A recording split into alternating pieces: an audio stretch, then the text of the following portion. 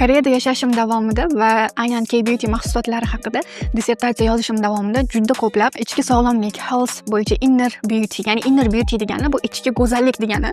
Ya'ni bu termin shu ma'noni bildiradi. Bu so'zlarga, terminlarga juda ko'p duch kelganman va buni o'rganib chiqqanman ilmiy tarzda. Va shu narsani o'z ko'zim bilan amaliyotda ham ko'rganman.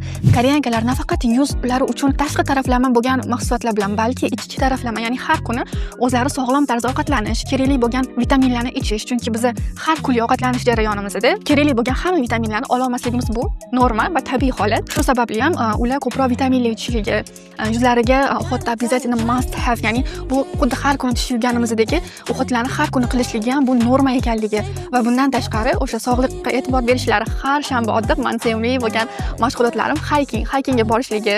Men juda ham yaxshi ko'raman haykingga chiqishni.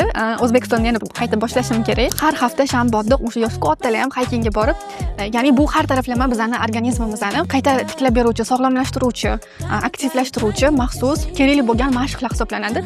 Ana o'sha uchun ham Koreyada nafaqat tashqi taraflama, balki ichki taraflama ham inner beautyga juda ham ko'p e'tibor berishadi. O'shaning uchun ham men ham harakat qilaman har kuni. Nima deydi, ham ichki sog'lomlik, ham tashqi sog'lomlikka e'tibor berishga. Tavsiya qilgan bo'lardim o'zbek ayollari ham sekin-astarlik bilan rutinalariga, ya'ni ovqatlanish yoki bo'lmasam harakatlanish rutinalariga amal qilishlarini.